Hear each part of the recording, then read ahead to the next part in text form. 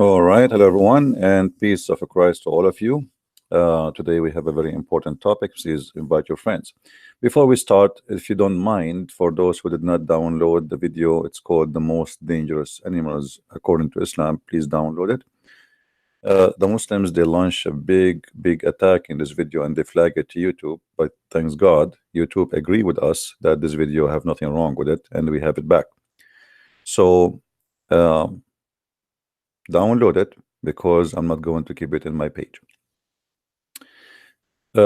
Anything will make Islam look stupid. Islam fight it for sure. And actually, all my videos make Islam stupid. And stupidity is our problem. You see, if we go right now and we type the word Islam in YouTube, what do you see? I mean, 90% of the videos is false statements about Islam.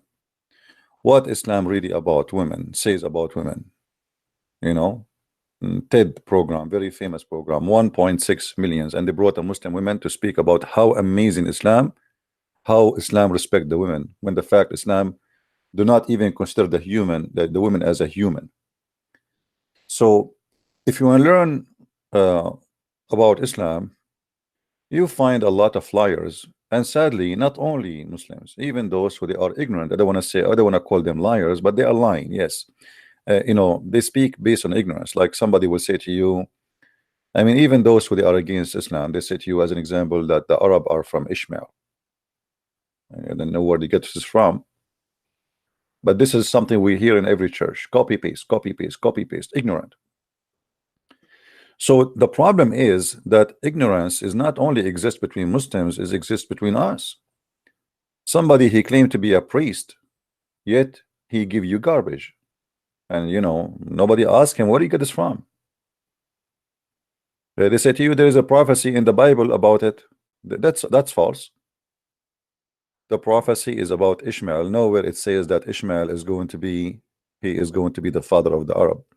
Secondly, one of the ignorant things we see always, Arab is not even an ethnic group. They are not a nation. Arab is a word coming from the word desert. Whoever live in the desert, they call him Arab. This is why even if you go to Qatar, then you move to Emirat, then you move to Saudi Arabia, you will see they don't look the same.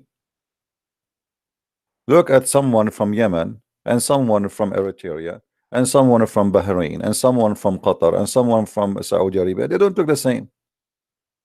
People of Qatar, they look the same as Pakistan, and that's very easy to understand because they are very close to Pakistan. They look exactly Pakistani. Their hair, their eyes, their skin, they look exactly like people from Pakistan, or let's say India. So Arab are not an ethnic group. And as you know, all of you, supposedly I'm an Arab. But if we go and I walk in the street, I don't find people look the same. Like, have you ever heard of a Japanese who look white and the other one who look Asian? It's impossible, right? Japanese is Japanese. So if you go in the Middle East and you walk between the Arab, you will see a guy, he have a darker skin, a guy he is a white skin, a guy he have a blonde hair, a guy he have a blue eyes, a guy he have a green eyes, a guy he have a brown, a guy he have a dark. So what is the Arab there? Who is the Arab exactly? So if you want to learn about Islam, don't learn something stupid. And if a priest he says to you that the Arab or Muhammad or even they say to you Islam, not only they go to Arab, they say Islam is from Ishmael. This is stupid. First of all, the Arab, even those who call them Arab today, they are a small, tiny in number, because there is many countries now they are joining under Arab, but they are not Arab. As an example, today, what is the name of Egypt? Jamhuriyat Misr al-Arabiyya, the Republic of Masr, the Arab, or the Arab Republic of Masr.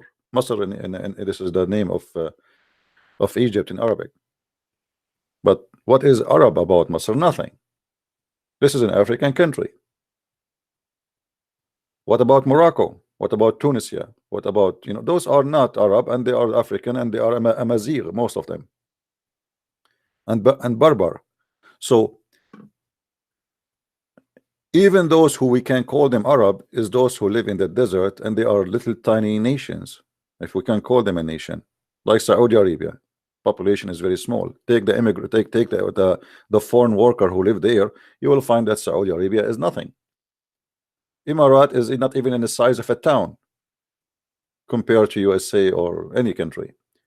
Same as Qatar, same as Bahrain. Those are the Arab. The rest are not Arab. What Arab? Iraq is the land of the Babylon. Syria is a Syrian Aramaic, and even the Iraqi are Aramaic too. So where is the Arab? Who are the Arab? There is nothing is called Arab. It's a big fat lie. And there is nothing is called Arabic. Arabic is not even a language by itself. Arabic is a mix and collection of languages.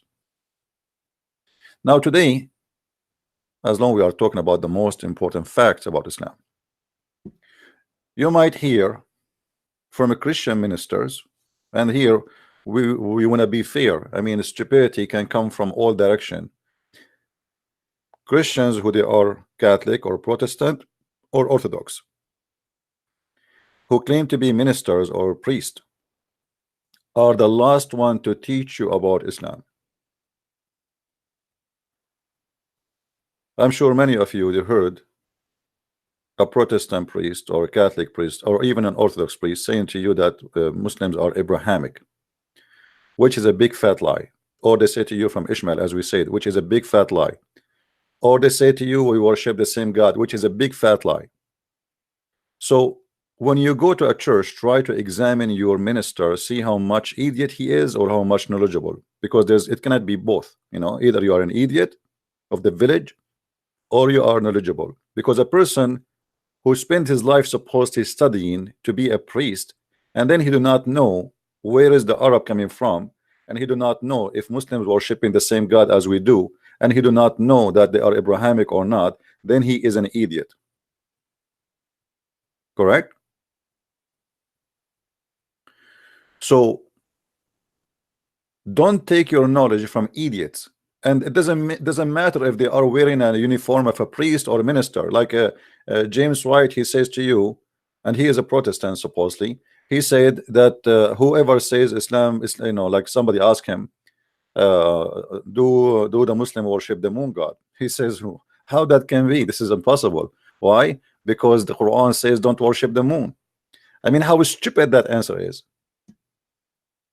If the Quran says don't worship the moon, that means don't worship the moon god. What the moon god have to do with the moon? Worshipping the moon god is not worshipping the moon. We have to understand what is the moon god. If we go in the Quran proves that Islam worship the moon god. If the Quran says don't worship the moon, don't worship the sun, does not change anything that Allah is nothing but the moon god. Why? Here we go.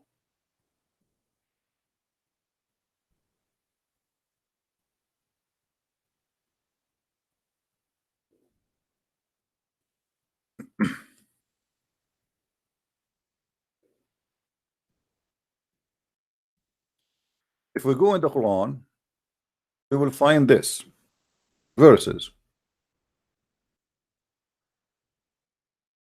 The Quran mention a 3 female deity, and I challenge anyone from those who say that Allah is not the moon god, not the moon, he is not the moon, he is the moon god, is not the moon god. What is the story about Allat and Al-Uzza? It's very simple. The moon god have sex with the sun god and they have a daughters. The moon god is the male, the sun god is the female. They had sex and they have 3 daughters. As simple as that. So if Allah is not the moon god, where the 3 daughters are coming from? The story. Are you guys getting the point? Let us say that those who say to us that the Allah, like James White, Allah is not the moon god. This is wrong. Okay, we'll let it go. Okay, so what about the Arab? Believe those who worship Allah before Muhammad, long before Muhammad. They are the one who built the Kaaba long before Muhammad exists. Why in the world they believe in the story that the moon god did marry the sun god and they have daughters, Allat al-Uzza, and those are the daughters of Allah? You know what I mean? I mean, stupidity is amazing sometimes. It's just in the front of us.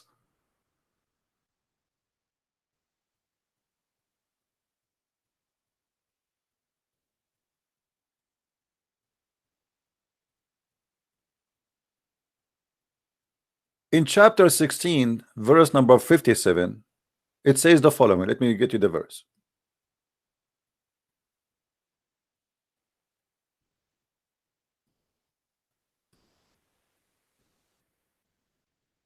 I mean, how clear we can make it more than this?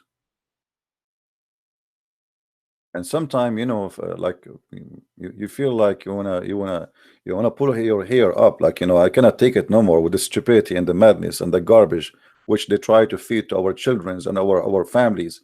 You go to the church, supposedly you think that you are going to listen to somebody he have a knowledge, but you go there, you see nothing but a donkey who is wearing a uniform, claiming to be a priest, taking the stage to teach you false information in order to deceive you, because this is all help the devil to convince you that Muhammad is Abrahamic. And as long as he's Abrahamic, so what the problem? And they assign to Allah. You see the translation here. Look at this good donkey. Always when he see the word Allah, he translate the word Allah as God. That's false. Allah is a name, not a word mean God. Garbage in, garbage out. Where is the other donkey translation?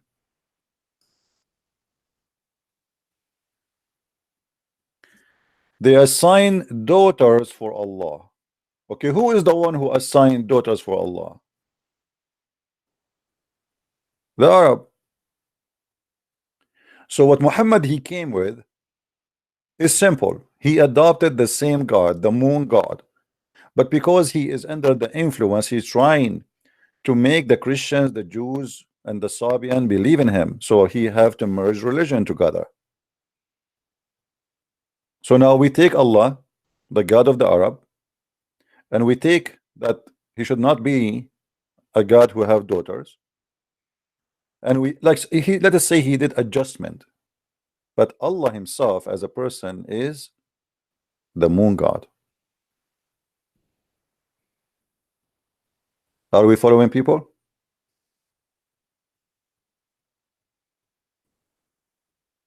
I mean, how clear we can make it more than this? Why they even assign that Allah have a daughter? You tell me. Why the Arab they assign that Allah have a daughter? Where the idea is coming from? You can go and search right now. You will find that the moon god married from the sun god and they have daughters. As simple as that. Allat and Uzza and Manat.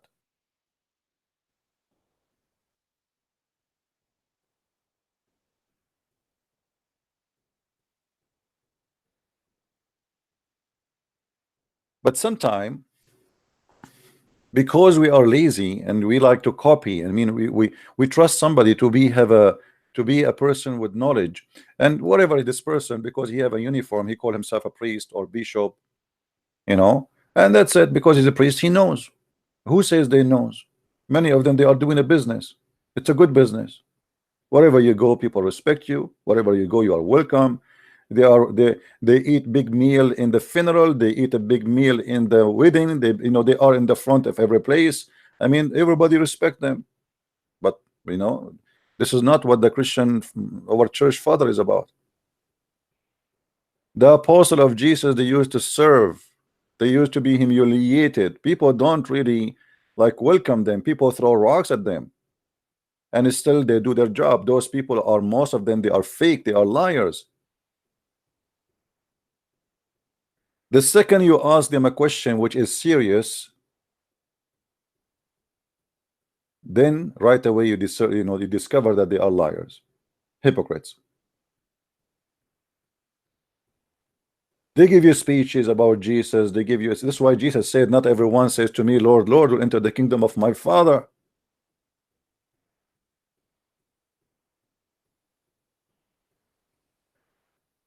So, my friend,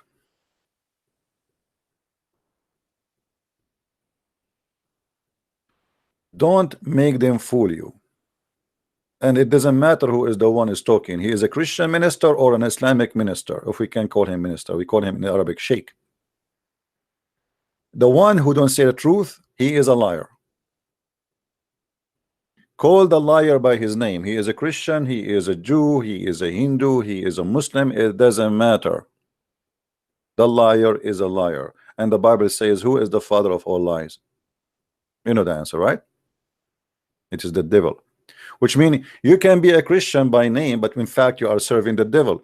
You can be a Jew by name, but in fact you are serving the devil. You can be whatever you can be, you know, whatever a name you give for you as a coat to wear to cover yourself. It's the same person. It's the devil. He have many uniforms.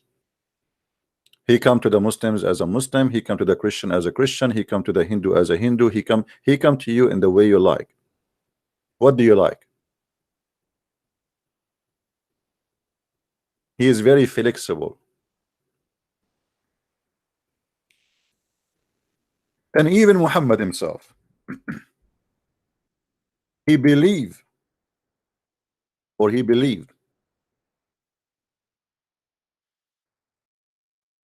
that the daughters of Allah are real.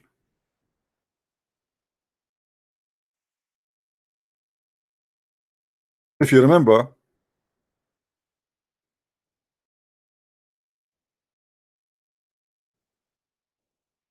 the Muslim, they report to us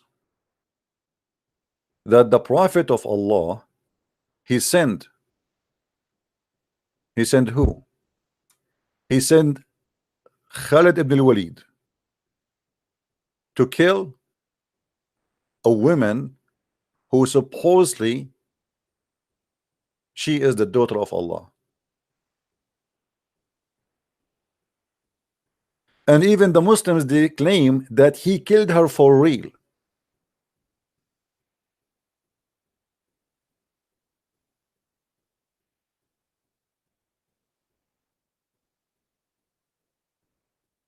They killed her for real.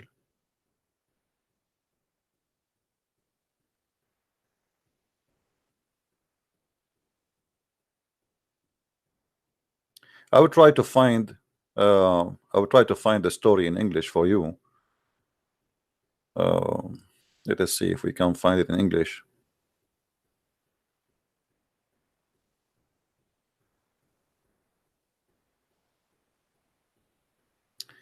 Let us give it a try.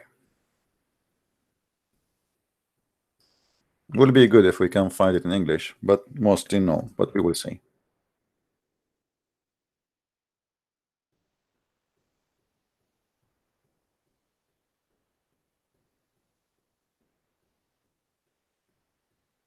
Yeah, I don't think we will find it in English, but in Arabic it's very easy to find it.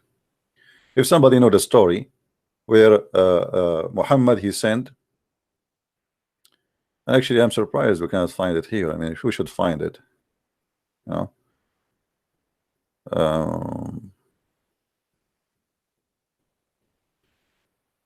And actually Al-Uzza is a black woman too. Here we go. I mean, again, you know, remember that always Muhammad, he make whoever supposedly is evil for him, he color him by black. So he sent Khalid bin Walid to kill the daughter of Allah, which is Al-Uzza, and she was a huge black woman, and he killed her supposedly. Let me show you some reference. If somebody can find the story in English, let me know, please. We can post it in the link so people they can read. This is the book of Sharh Sahih Muslim, which means the interpretation of Sahih Muslim. And this is the page 103, volume or chapter 22. We are showing the reference as you see here. Okay, in the bottom, in the down in the link. And then it says that Muhammad, he sent Khalid bin Walid in a mission. And what is the mission? He sent him to a wadi. It's called the Wadi of Palm Tree. And this valley, it was in the left side. So Khalid bin Walid, he came and he found like three small trees, or a small big tree, like, you know, it depends in the understanding. And then he cut the trees, and there was a house on the trees. He destroyed it too. And then he came to the prophet and he told him that he cut the trees. Muhammad said to him, go back, you did not cut anything, which mean, i.e., you did not kill Al-Uzza. So Muhammad, he believed that Al-Uzza is a true person. You know what I mean? How, you know, how like how Muslims can explain to me such a thing? Why Muhammad is sending one of his warrior to kill something is not exist, unless it exists. You know what I mean? As long Muhammad, he insists that you should go back and you should kill Al-Uzza, then the Al-Uzza must be true person. So how in the world Muslim they say to us that this is a fiction belief, Al-Uzza is not exist?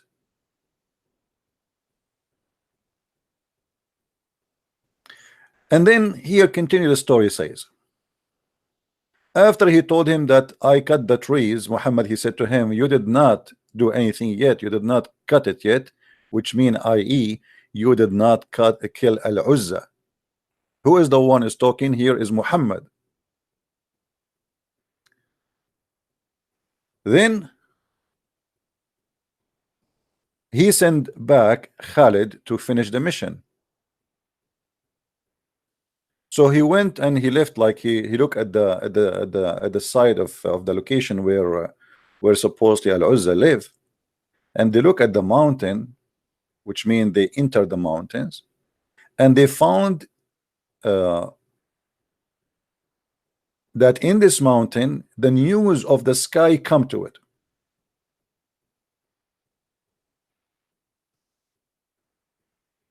The one who bring the news from the sky, he is supposed to Jibril.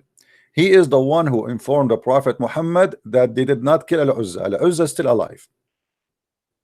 So they went to the mountain and they were screaming, oh Uzza, why you are hiding, oh Uzza, like come out or die. You know, you are like you like it or not, we will kill you. وإلا فموتي رغم أنفك, which mean, if you have a God, well, let him make him crazy. I don't know how stupid that statement is. I mean, if you have a God, make him crazy, which mean, I think they meaning that, okay, let your God come and be crazy on us, like punish us, do something. Or at least, by the way, here this is interpretation, this is not the story. The story doesn't say that. The story, they said that is when they arrived to the mountain, they said to the Uzza, hey Uzza, let your God come out, you know, etc. Blah blah blah blah. And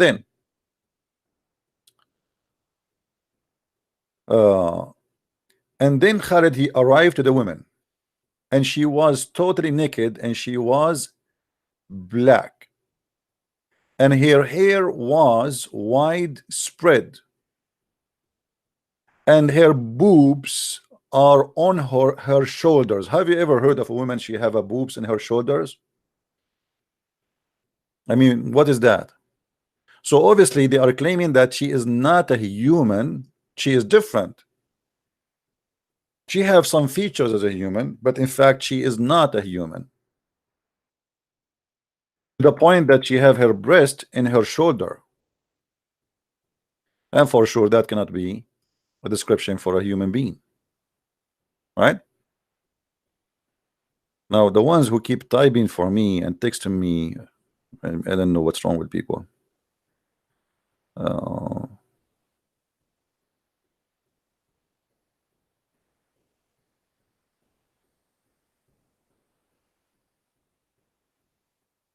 All right, guys, you know,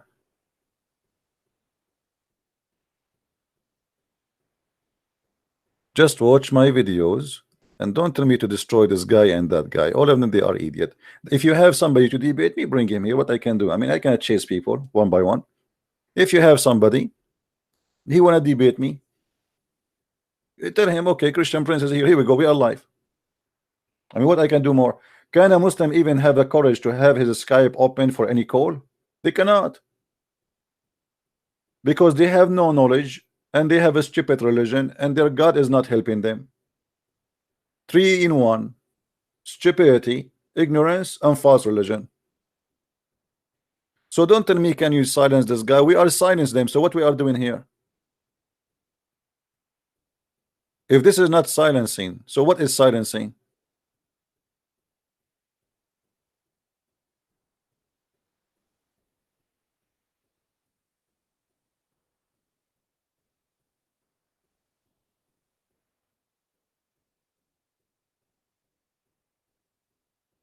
And then people, they send me a link. Okay, this is away from the topic. Can you, like, I mean, come on, guys. So focus. Don't send me any link for anyone, please. I am here to do what I need to do. If you have somebody to debate me, let him come. Don't tell me this guy he said, that guy he said. Let them say whatever they want. If they are brave enough, here we go. We are here.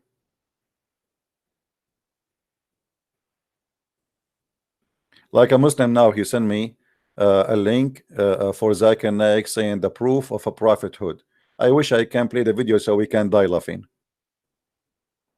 Muhammad, he have a proof of a prophethood. Here we go, it's in front of us. Muhammad, he claimed that Al-Uzza is a real daughter of Allah and she is a real person, which means that this woman, she was alive for centuries and thousands of years, because Al-Uzza is exist before Muhammad. Al-Uzza is exist all the hundreds and thousands of years before Muhammad. So now we are saying, by Muhammad saying that he sent Khalid and he killed the woman, her name is Al-Uzza, he just admitted that Al-Uzza is a real person. What a prophethood. Muhammad, he have a proof of a prophethood. Call me and show me the prophethood proof.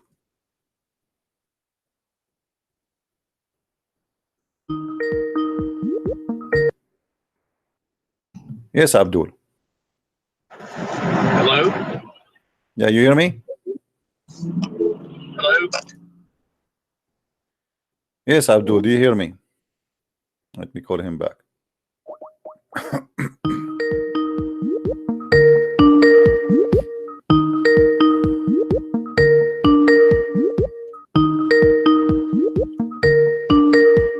Answer, buddy. Okay, you call me back when you're ready. Muslims, they can serve their own propaganda. I don't blame them if they try to defend their religion. At the end of the day, they are Muslims and they believe that Muhammad is an amazing person. This is what they've been taught. This is what they learned. But we cannot say, okay, answer this guy, because simply I am here answering all guys. If everybody do fart, you sent him to me saying answer him. You know, if you want to do something good, send me the guy who fart the fart. Let him come here with his smell, and you will see how we will make him ashamed of what he said. But we cannot chase people says this guy he said and this guy he said. You know, I mean, sometimes I have to do it because the Christians don't do a good job in a debate or something like that. Yes, Abdul. Yes, how you doing, man? I'm fine. How about you? My sheikh, he had one question from you. He said that, are you willing to know the truth, or are you just trying to make fun of Quran and Hadith? My friend, your sheikh, he called me and you are a witness. He could not answer one question of my questions. I'm not making fun. Your sheikh, he know nothing, and you know it. And now if your sheikh is there, let him talk to me. I'm just saying, my sheikh said that, are you trying to know the truth, or are you just making fun of my friend, this is a very silly question, because with my respect to your sheikh, I am a man, I'm not a kid. So and where he was when I asked him the questions, and why he did not tell me the truth. I mean, is it really amazing that you are now going to give me a speech saying that your sheikh said to you, do you want to make fun or you want to know the truth? I asked him a questions, he could not answer, he did not give me the truth. So what was preventing him for an hour and a half debating me from giving me the truth? Why he was saying to me, oh, you have many questions, you have many questions, oh, you have many questions, I will call you back, we will be back to you. He did not give me any answer. So now you are giving me a speech about my sheikh. Your sheikh is, and you said he have many, and he told me he will send many students of his student to listen to me, right? Okay, well, if he himself he cannot teach you about how to answer a Christian prince, shouldn't he answer a Christian prince? What happened to your sheikh? What happened to him? Why he not calling me? He's gonna call you back, but the only question that he has from you, that are you willing to know the truth, or are you just trying to make my friend, we are the follower of Jesus, and Jesus says, I am the truth, and the truth will set you free. We are not playing games here. So your Christianity is the Christianity of St. Paul. You can say whatever you want. This is based on your ignorance, not based in fact. Based on your ignorance, and let your sheikh says that to me, and you will see what will happen to him. Let him dare to mention the name Paul to me. No, your Christianity is Christianity of St. Paul. My friend, I don't like stupid talk. My friend, okay. Why your sheikh don't call me right now and let us talk about Paul, and you will see that your sheikh will be ashamed for mentioning the name Paul forever. You're the follower of Saint, you're the Christianity followers. Okay, you see, you are repeating the same thing. You see, first of all, you admitted that your sheikh could not answer me. You admitted that the Muslims have no answer, and yet you are talking about Paul. What do you know about Paul? You know nothing about. Okay, what if I show you? What if I show you Paul? What if I show you? Hold on. What if I show you Paul in Islamic books? What you will do? That Paul is a messenger of Allah according to Islam. What do you do? Are you going to open the camera and do the monkey dance for us? Saint Paul. Yes, Saint Paul. If I show you that according to the Muslims that he is a messenger of Allah and he is a messenger of Jesus, what you will do? Are you willing to open the camera and do the monkey dance for us? And this is all from Islamic books, zero Christian books. No, you gotta do your homework, bro. No, you are the one who have no homework, and you are the one who is a kid who do not know what he's talking about. The same as your sheikh. Your sheikh is not a sheikh. Your sheikh is just doing a job, collecting money, have a salary. Yet when we ask him a question, he have no idea what we are talking about. Bingo. And what he say to me? Oh, you have many questions. Okay, brother, you have many questions. We will answer you later. Okay, you have many questions. Yeah. This is a good question. But he could answer any question? No. And you are doing the same now. So you send me a link of Zakir Naik for video. Says the proof of the prophethood of Muhammad. Can you tell me about this link, please? You didn't watch it? No, I will not watch, because we cannot play it. They will claim copyright over it. Tell me what it says. You should have watched it. My friend, tell me, did you watch it? Did you watch it yourself? Did you watch it yourself? Did you watch it yourself? Tell me what Zakir Naik, he said. What is the prophethood, the proof of Muhammad? Is that because he have a penis, have the power of 14 men? What is the proof of prophethood of Muhammad? Is that because he said the moon is split and the moon never split? Is that because he have sex with a 6-year-old girl? He said the Christians are the follower of Saint Paul, not of Jesus. Muhammad, he said that. Muhammad, he said that. This is additional sign of the stupidity of Islam, because your prophet never mentioned Paul. Hold on, why your prophet never mentioned Paul, but you Muslims keep throwing rocks at Paul? Are you saying to me that your prophet you do not know? Sorry, I didn't hear you. What did you say? Why your prophet never mentioned the name of Paul in a bad language? Why he did not say Paul is the problem? Why Muhammad never say something wrong about him, but you Muslims, you keep talking, attacking Paul? No, you didn't do your homework, bro. You gotta go back and okay, Abdul, let your sheikh call me. Let your sheikh call me. I have no time for kids. Take care. Homework. Go to the home of Allah, which is a Kaaba, have a black stone and kiss it. Homework. If you know what homework mean, you should not pray in the direction of a rock. Homework. Have you ever heard of a God? He have a house, and this house have a holy stones, and those stones they have eyes and ears, and they have mouth, and they are going to talk. And they used to be white and they turned black because of sin. And then with a prophet, he kissed the stone, so we kiss it. There's a website, it's called Convert to Islam. I chatted with them. I said, I have a question, please.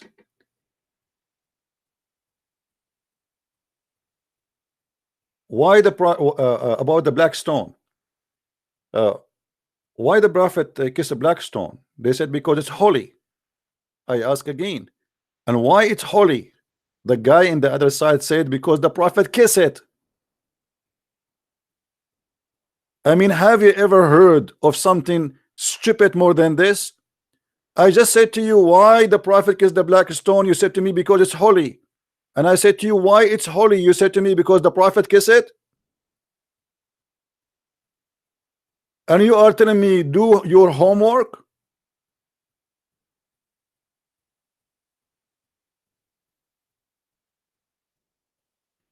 And you know, just because you mentioned this guy, your sheikh, let everybody laugh. Guys, do you want to laugh about the sheikh? Shall we play some of the sheikh debate with me? And you will see how shaky he was. What sheikh? I never debated a sheikh. He can ever answer me anything. Never. Never before, never in the future. And actually debating sheikhs is a lot easier than debating someone like this kid, because kids, they can say whatever they want. They can, you know, it's like it's hard to debate them because they are kids. It's like debating in ignorance is a mission impossible.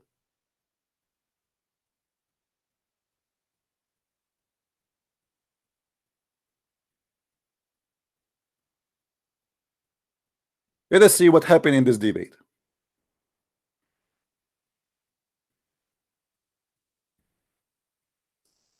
You have a sheikh and your sheikh will call me? You're right. I don't think he will ever do it. Assalamu alaikum. Assalamu alaikum. Even Salamu alaikum is a theft, is not Islamic. This is something Muhammad he stole from the Jews.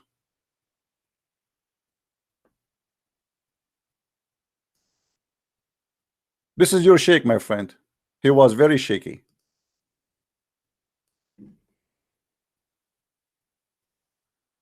Do we have any Abdul?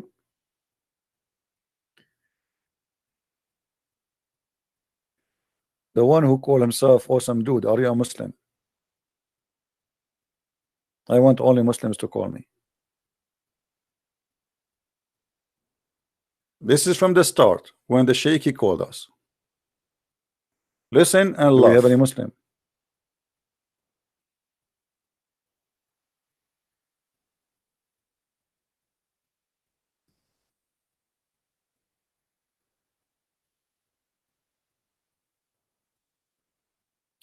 I did not say that. Okay, hold on. We want to call Abbas, give him a chance to explain what he said. Maybe we get him wrong. Abbas is angry now. Don't say that to Abbas. If Abbas get angry, let's see where you don't know what started. It is a must to ask them for intercession, and he bowed down to them. What do you say about that? He never bowed down to them. What he did was that at the time of oh, this is the sheikh. He called me here. Let's see. It is a must to ask them for. Hold on.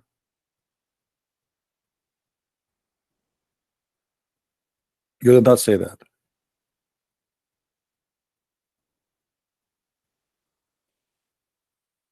Call me, Abbas. Call me. Let us see what you say. But this is not Abbas now. The one who will call is the sheikh. Hello? Hello? Yes. This is the sheikh, Abdul Wadud. How you doing, man? I'm fine. Is that Sheikh Sheikh Abdul Wadud? Welcome, Sheikh Abdul Wadud. How are you doing, my friend? I'm good. How are you, man? I'm all right. Everything good? I'm very good. So I've been told by one of your students you want to call me and explain to me something about the Quran, if you don't mind. Yeah, I want to explain it. All right, that's wonderful. So what about the Prophet Muhammad? He recited that the three daughters of Allah, it is a must to ask them for intercession, and he bowed down to them. What do you say about that?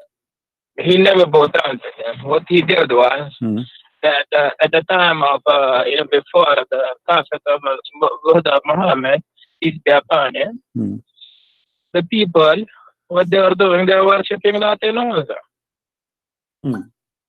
So, Messenger Muhammad, peace be upon him, was sent to tell them to not worship nothing Allah, and to worship only one Allah. But this is not what Islamic source says, my friend. The Quran says in chapter 22, verse number 52, that Shaitan he throw in the mouth of Muhammad satanic verses, and then all the reference says that Muhammad, the Prophet of Islam, when he was reciting the chapter of An-Najm, he said that those are Manat and Allat al-Uzza, the three daughters of Allah, their intercession is a must. And he bowed down, and all the pagan bowed down behind him. And even the pagan, they said, we never saw a prophet praising our gods as this before. So your prophet, he bowed down, and the pagan, they bowed down to the three daughters of Allah, and your prophet, he mentioned their names. Do you hear me, Sheikh? As I told you, that at that time, if you know the history of Arab, those people, they were worshipping Lat and Uzza at that time. So Allah was telling them to not worship.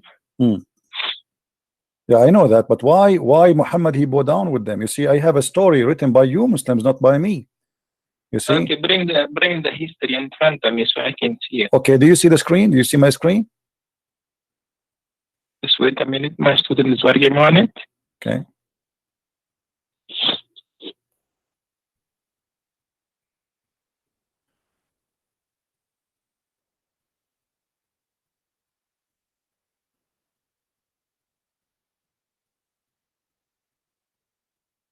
Okay, this is Asab Nuzul al-Wahide. Do you speak Arabic, Sheikh? Yeah, I do. Yeah, let's see what. Okay.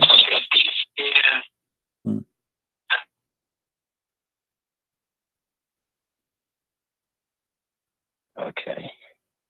Let me highlight for you so you can see. It says here, you know. So when the messenger he was reciting, he revealed to Muhammad to him Surah An-Najm by the star when it saith, Surah chapter 53, the messenger of Allah bless him and give him peace recited it, but when he reached have ye thought upon the Allat and Al-Uzza and Manat, the third, the other, chapter 53 verse number 19 to 20, the devil put in his tongue that he had secretly wished and hoped for, and said, these are the mighty grands, the Gharanik, and their intercession is to be hoped. And then when Quraysh heard him saying that, when Quraysh they heard this, they were very pleased, and the messenger of Allah bless him and give him peace, carried on reciting until the end of the surah, and then he prostrated, and the Muslims followed, and they prostrate, and all the idolaters they're prostrated there too, and those all they were present, whether they are believers or disbelievers, all of them they bow down together, except a man, his name is Al-Walid, because he was an old man. So your source, my friend, saying clearly that you're a prophet, he worshipped the three daughters of Allah, he granted them prayer, and he was teaching, claiming that Allah taught him to say that the three daughters of Allah, they are to be worshipped and ask for intercession. What do you say? If you look at the translation, right? The translation is telling you the messenger of Allah, Allah bless him, gave peace and care on reciting the end of the surah. So that means that he was reciting Quran and he went to sajda to Allah. He didn't do sajda to the Lat and Uzza. Yeah, but he mentioned already he mentioned that Allat and Al-Uzza, three daughters, he acknowledged them as their intercession is a must, and then he bowed down at the end, no problem. That was the problem. That was the problem at that time, that the Mushrikeen in Makkah, they were worshipping Lat and Uzza. And your prophet, he worshipped them, as you see, he mentioned their name.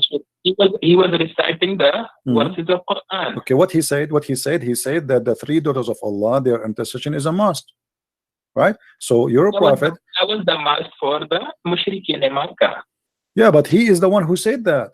He is the one who said. He said that was the must for the mushrikeen in Makkah. No, he did not. No, he did not say it's a must for the mushrikeen. He was reciting chapter of the Quran. He was not reciting what they believe. He was reciting Quran, chapter of An-Najm.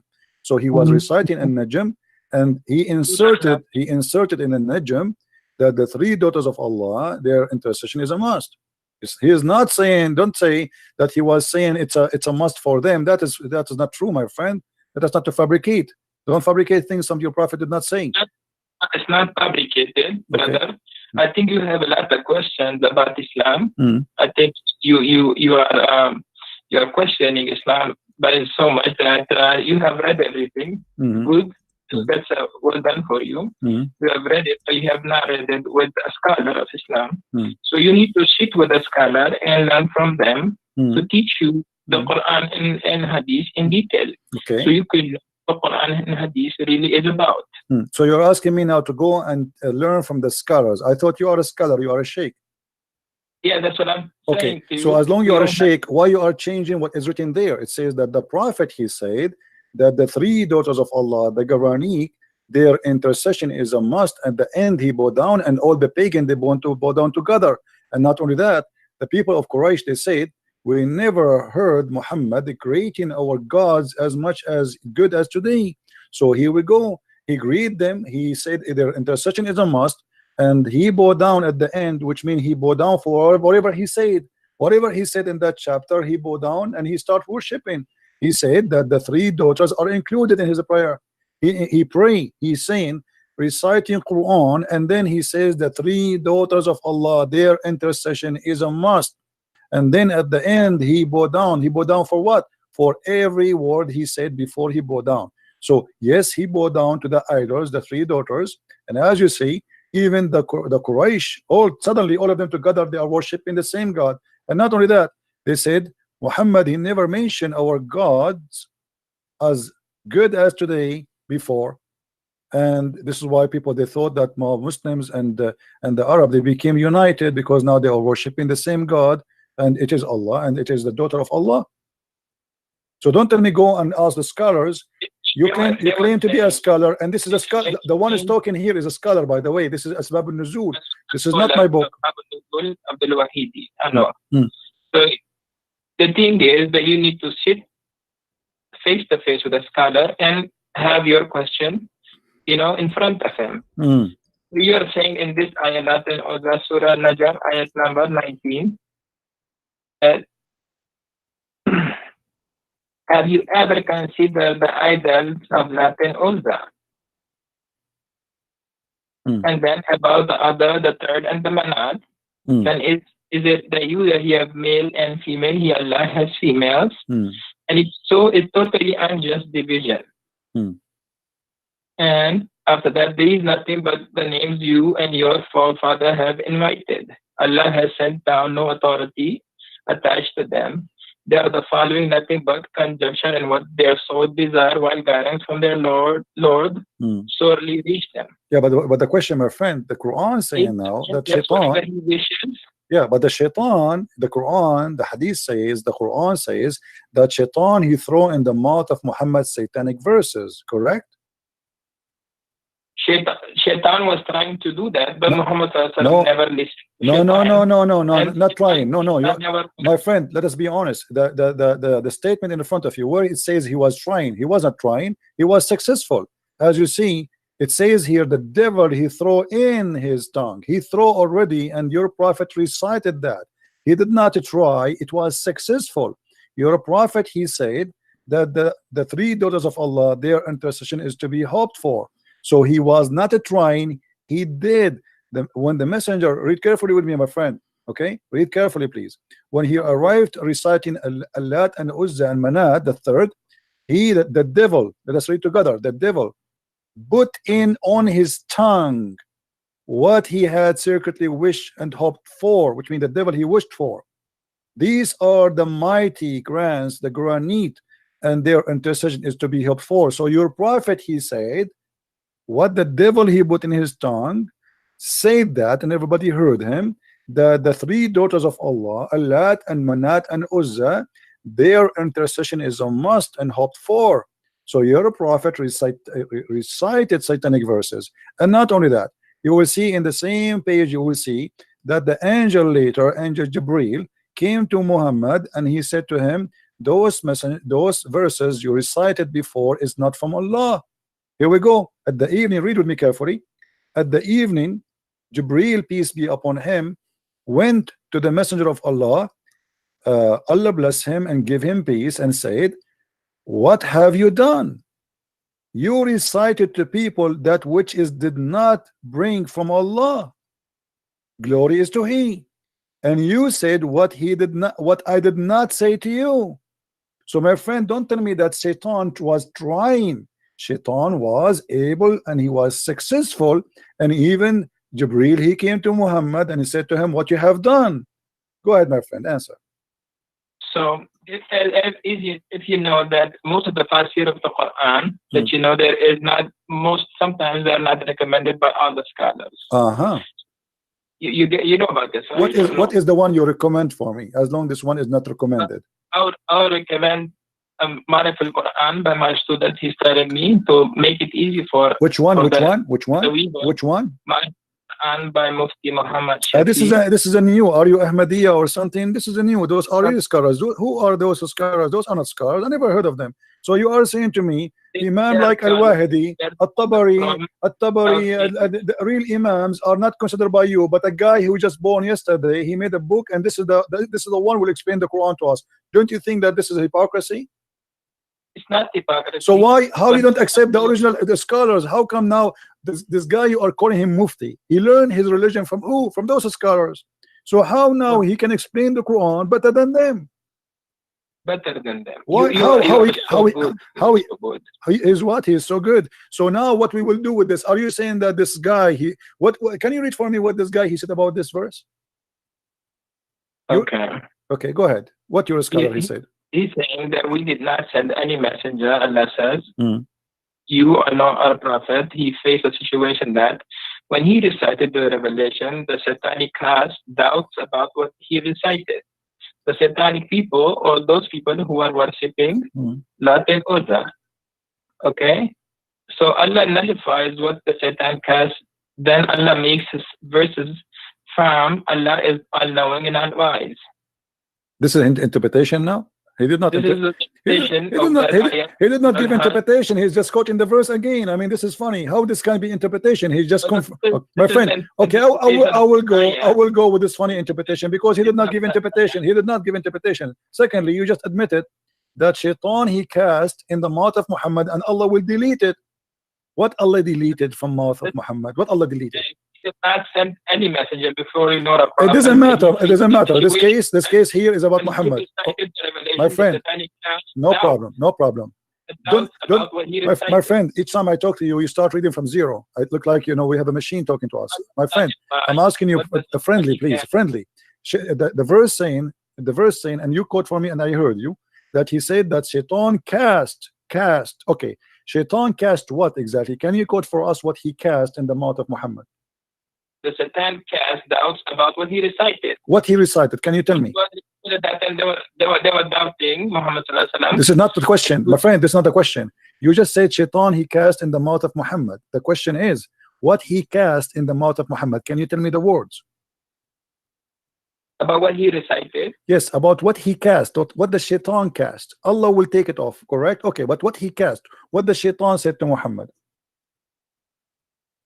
As you said in Surah Al-Najm that Lat and Uzza was the people of Quraysh. They were worshipping Lat and Uzza at that time. This is not the question. This is not the question, my friend. I don't know what's wrong with Muslims. The second we ask them a question, they go in panic mode. I'm asking you friendly. What the Satan told Muhammad when he was speaking? What Satan made Muhammad? What he threw in his tongue? What is the sentence? Can you quote the sentence for us? So the Satan, they put nothing in the mouth of Muhammad. They were in the mouth of Muhammad. They were trying to put something of Lat and Uzza. Where you are getting this from? I mean, what do you mean trying? It says there that even the Quran says Shaitan cast. Allah will take it off. Not a trying. Who trying? It is Shaitan he cast in the mouth of Muhammad. Muhammad is from the satanic people or he is a prophet? He is a prophet supposedly. So the Quran confirmed that Allah cast in his mouth. Why you are changing the words? I'm asking you, my friend. I'm asking you. First of all, when you say to me, you hear me? You hear me? When you say to me that they are trying, you are corrupting the Quran. The Quran says it clearly that Allah will take what Shaitan cast in the Quran, not in the book of the pagan. The pagan is not. They are not following Allah anyway. They don't have a book.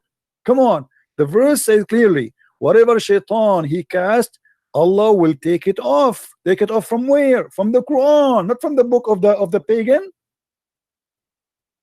The book of the pagan. You don't have a book. Okay, so that the Quran, my friend, do you have first the concept of God. Can you explain the concept of God to us? The concept of God? Which one? In Islam? No, the concept of God of Christians. Well, you want to change the topic? We'll go because the thing is, at first you don't know what to follow and what not to follow. Really? And you are the one who knows what to follow and what not to follow? Yeah. Okay, if you know how to follow and what to follow, why your prophet he kisses stone? For me, my God, he said, you asked me about the concept of God. It says, don't make images what is in heaven or in the sky, and not to worship anything except God. How Muhammad he kiss a black stone? Is that a concept of God to kiss a stone and to believe that it's a holy stone? Is that a prophet of God who says to him that I am going to protect you and you are masoom? And then we see that Muhammad receiving satanic verses. Is that the concept of God to say that God is one, and then you say shahada, which is contained the name of Muhammad and the name of Allah? How that can be one but yet two on the same line, associating the knowledge of God and the knowledge of Muhammad? You say Muslims, you say Allah and his prophet knows best. You associating the knowledge of God with the knowledge of a man. How you say that God is one but knowledge of Muhammad is equal to Allah knowledge? How you say that God is one but Allah he wrote the name of Muhammad in his throne? How you say that the name of God and you say Allah is one God, but then you say to me that Allah he says if I want to take a partner I will take it from our kind? How Allah is going to take a partner from his kind? Can you answer me? Okay, now the mic is mine, right? Go ahead. Okay, so at first you said the black stone. The black stone is, as if you know that there was a fight at the time of Quraysh, where Prophet peace be upon him, he took all the leaders of the Quraysh and took the stone towards the Kaaba and placed it there. And people will go around the Kaaba, make tawaf of the Kaaba and kiss it. Okay. Right? Okay. So your prophet is following the pagan, you mean? He's just kissing it the same as the pagan before him? So if you know that Prophet Muhammad, peace be upon him, he became prophet at the age of 40. Okay. He was a Nabi before, from his birth, but he became a Rasul at the time of age of 40. Okay, when he would go around the Kaaba, he would test the stone because this stone came straight from Jannah. As if you know that this stone was whiter than the milk, and because people kissing it, it became black. And because most of the Muslims nowadays they kiss it because for the love of Rasulullah. Okay. Can I make a comment, please? Can I make a comment? Can I make a comment? Yes. Okay. So you just said to me that you Muslims you kiss it because the Prophet kiss it. But why the Prophet kiss it? Okay. So our Prophet, peace be upon him, he kissed it because it was made by Allah in Jannah. Okay. But you just said to me, my friend, hold on. But you just said to me, we kiss it just because the Prophet kissed it, which means you are saying we don't kiss it because Allah he made it, we kiss it just because the Prophet kissed it. Everybody heard you. And that is a contradiction, because if you are just kissing it because Muhammad kissed it, not because of anything else. Ayah of the Quran, Ati'u Allah wa Ati'u Rasul. Okay, no, it doesn't say actually Ati'u Allah wa Ati'u Rasul only. It says Ati'u Rasul wa Ati'u Allah, which means obey Muhammad first and then you obey Allah, correct? Okay. So how? If you know the ayah. Yes. So how you say Muhammad is a prophet when the Quran says you have to obey Muhammad first before you obey Allah? So that's the command of God. It's a command of God. How I know that this is the command of God? If God tells you to first follow Jesus and then follow God, my friend, how I know that this is the command of God, and why God he says obey a man first and then obey me? Shouldn't say obey me only because a man is a sinner and he can do bad stuff. Is Muhammad God? He don't do any mistakes. How you say to you, how he say to you, obey Muhammad and then obey Allah, and why Muhammad first and then Allah second? How Allah can become second before?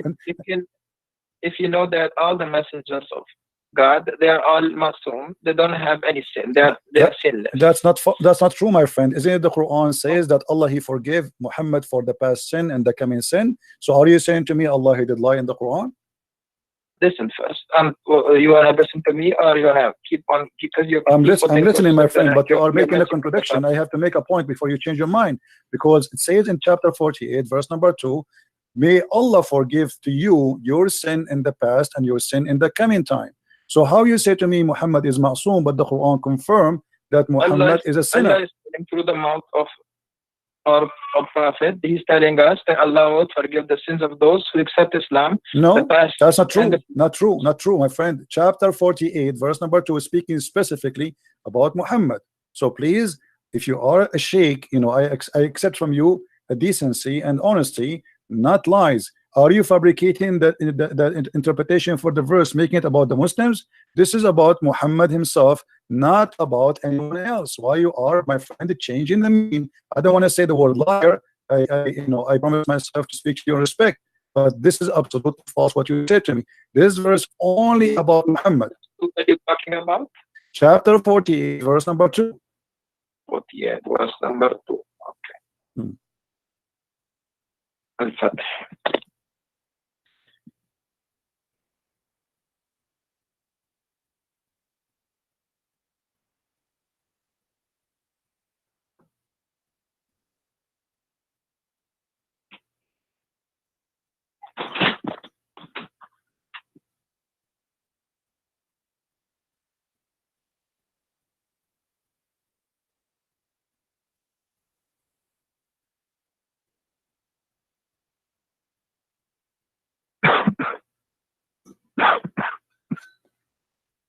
Take it easy, my friend. Drink some water, please.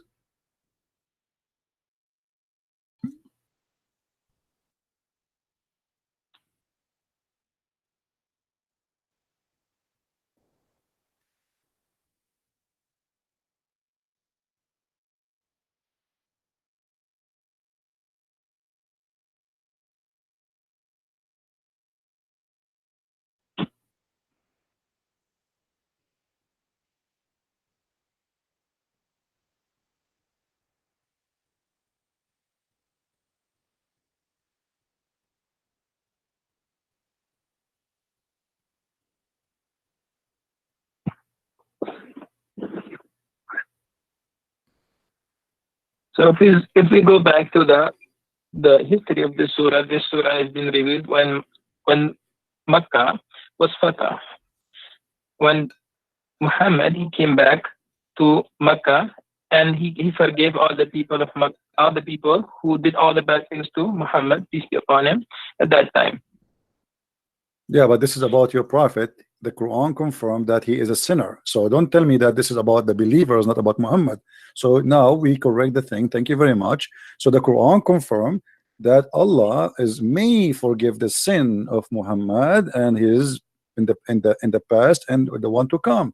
So how you say to me that the prophet protected, but yet he is a sinner? And the same time, that would be a contradiction, because how he said to us, obey Muhammad, he is a sinner, obey him. Obey him, whoever obey Muhammad, obey me. But now I have to obey a sinner. That will make me obeying God. But if you are a sinner, that means I have to obey any sin you do, because you are a sinner, you are not perfect.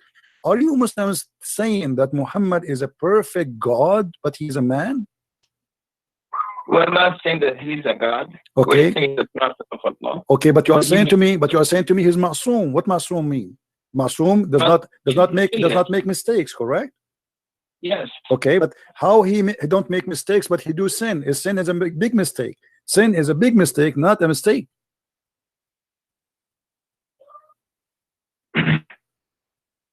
As we know that prophets, peace be upon them, as you know that when the Quran used to come on them, the wahi, they used to go into a state. Sometimes the wahi will come to them at the time when they'll be on a horse, sometime in the journey, sometime, you know, and any time they could come to them.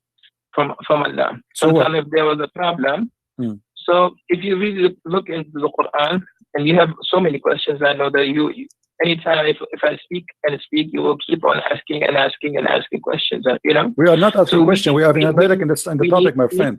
Me and you, my friend, we need to sit together. We need to sit together, and inshallah, we need to sit together, and inshallah, Allah will help you understand and understand the wisdom of the Quran and what is the why everything was revealed in this way, and how the ayahs of the Quran was revealed, and how the Quran was compiled together. And inshallah, you will have a better understanding. So my friend, inshallah, you will not answer me. Inshallah, you have no answer. Inshallah, you are telling me I cannot answer you. Yeah, then answer me, my friend. Then answer me. Why you are giving me this speech about inshallah, inshallah? I have a question for you, and you are trying to avoid it. Inshallah, you will not answer me. Inshallah, we will sit together. You know, my friend, we will not sit together ever. I mean, I don't know where you live. I don't know who you are. So what do you mean, inshallah, we sit together? I want an answer. How you say to me that the Prophet is masoom, protected? Do you live in New York? No, I don't live in New York. I live far away. No. But anyway, we do not need to sit together. Here we go. We are talking. Everybody can hear us nice and clear. So the Quran confirmed that Muhammad is a big time sinner. So how the Quran says to us, if you obey Muhammad, you obey me. But Muhammad is a sinner. How I can obey God by obeying a sinner? It's like, imagine I am going to obey a guy. You just told me he is a sinner. And the Muslims, sorry to say, they lie to us. They say Muhammad is protected by God. He don't do sin. But as you see, the Quran in many verses, by the way, this is one of them, confirm that Muhammad is a big time sinner. And not only that, what kind of God? He gave a permission and license for sin to Muhammad. He said to him, I forgive your past and your coming sin. What is that? Since when God he gave a license for sin? Why Muhammad he can sin as much he has, even sin for the future he will forgive it? What does that mean? So if you believe in God, right?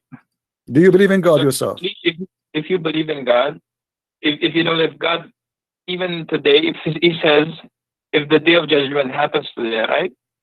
And God says, I will enter all the people who are making shirk against me, I'll make them enter into Jannah. Would you question him?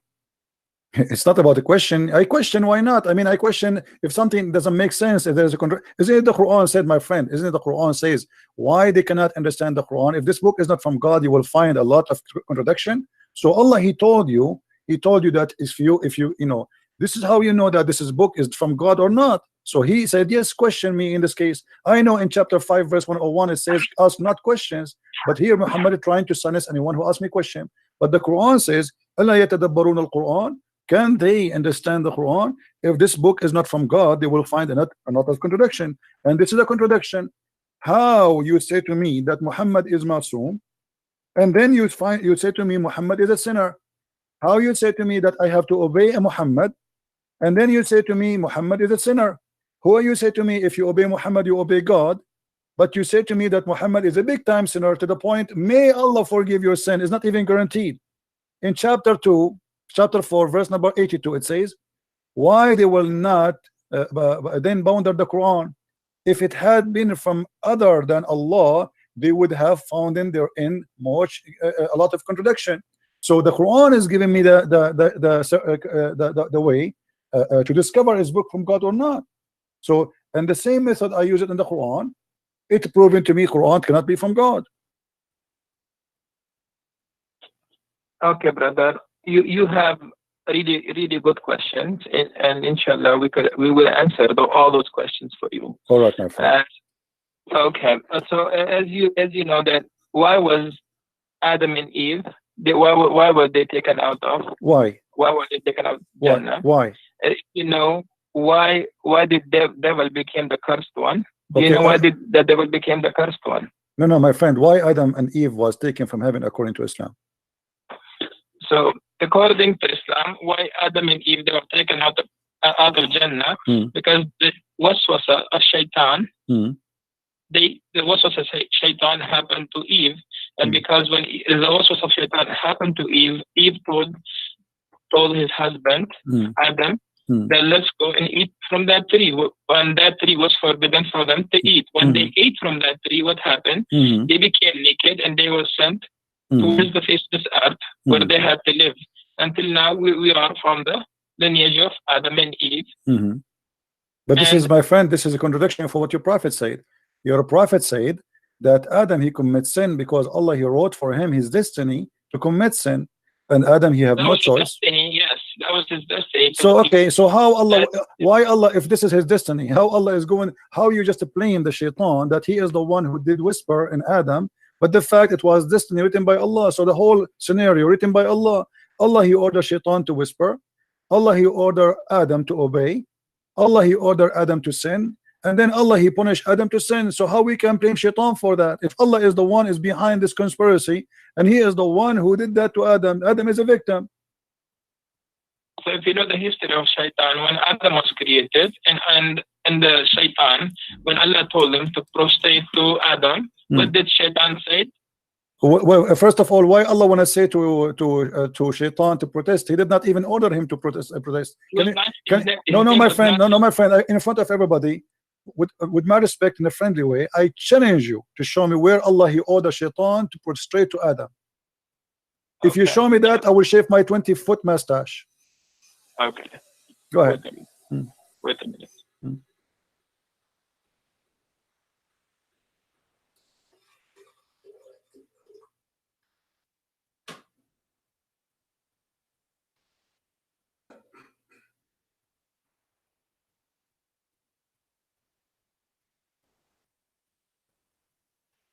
You want me to help you? You can go to chapter 2, verse number 34. Okay, brother, wait a minute.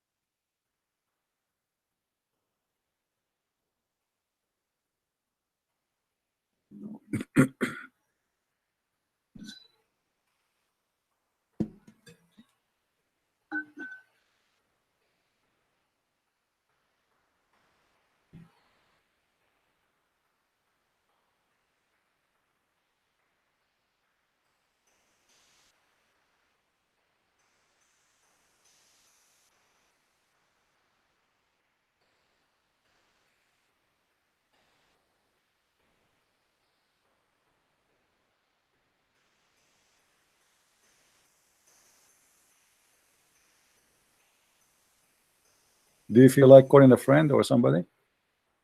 Brother, yes. I'm going to my books and I'm looking from my books, okay? All right.